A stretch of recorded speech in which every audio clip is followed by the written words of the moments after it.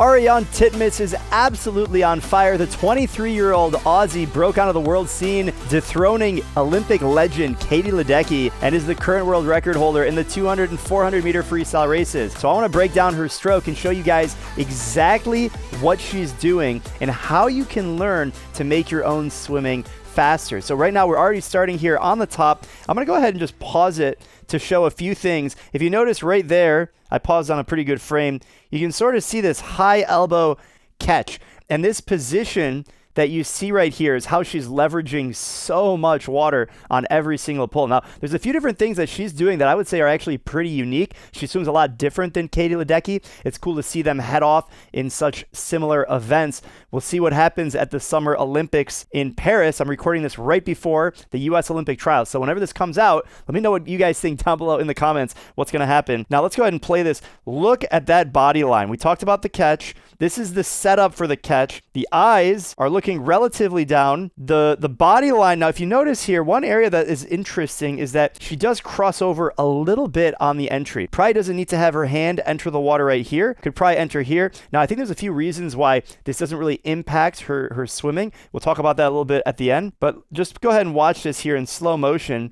You can see where that hand is entering. This is right in line with the shoulder. This is where you set up that catch. You get your fingertips to drive down. You can see the hands right here. A lot of people ask, well, why are her fingers open? If you have your hand, I'm going to draw a hand here. Now, let's say these are your fingers, right? And there's your opposable thumb. When your hands are so separated like this, you're actually going to have water slip through. Her hand is really firm and gets a lot of water because she's able to feel comfortable. Now, the ideal hand position, if I draw everything here, it would be like this. There's your four fingers, right? So your fingers are closer together, but what you don't want is this. I'm trying to draw the fingers on top of each other, right? You don't want to squeeze your fingers together so much that you're actually reducing the overall size. So you want to have a constant pressure all the way through. Fun fact there. Now, let's go ahead and watch that pull again. Let's go back under the water. I'm not done with the underwater. I want to focus on that catch. We see it on this arm here. We saw it, if we imagine, on the other side, right? This is how you pull. This is called our early vertical forearm. All the top swimmers in the world, this is what separates a really fast swimmer from a okay swimmer to a bad swimmer, right? A bad swimmer has a lot of things going against them, but what's the difference between top level swimming like this, going under 1 minute pace per 100 meters long course consistently versus going like a 110 or a 120? It really comes down to the feel of the water and being able to grab so efficiently every single stroke. Now, I want you guys to focus on that hand entry again. It's kind of a little bit too narrow for my liking. You can see it right here. If you notice, the hand is moving over in front of the head. There's this unofficial rule that your hand can never cross the midsection of your body. You want that to be sturdy. In long axis strokes, freestyle and backstroke, you have this rotational momentum around your body. So if you cross that over, it's inefficient because you're going to end up putting your hand right in front of the shoulder or just outside the shoulder in order to catch anyway. So watch that here in slow motion, and you can really see what's happening. But it's a constant drive, constant. It's not like there's any pauses in the stroke. And now a lot of people will say, well, it looks like she's crossing over. No, that's just the rotation happening, and her strength profile, it's ideally going to be in a straight line, but because it's three-dimensional and there's some rotation, that's why you see it looks like it's an S pull underwater. It's relatively straight though.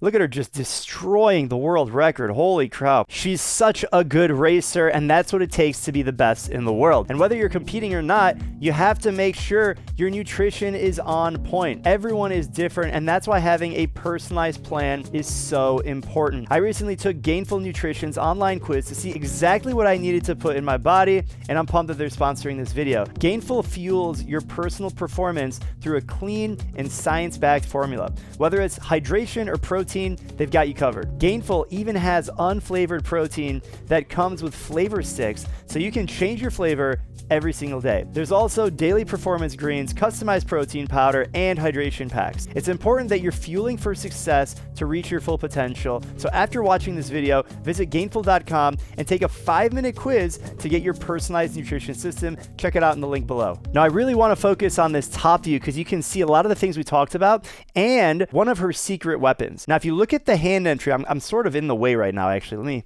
Let me see if I can get out of the way. This is it in slow motion. Do you see how that crossover comes over? It's actually easier to see this out of the water. There's the crossover. So if you look at that center line, right? If that's where that's not her center line. What am I doing? This is her center line. You can see that her hand is clearly crossing over, and then she's realigning. The yellow line is where she basically realigns to. So I'm going to take this stuff off the screen and see what happens there. Ready? We're going to play it. And then she realigns to that point.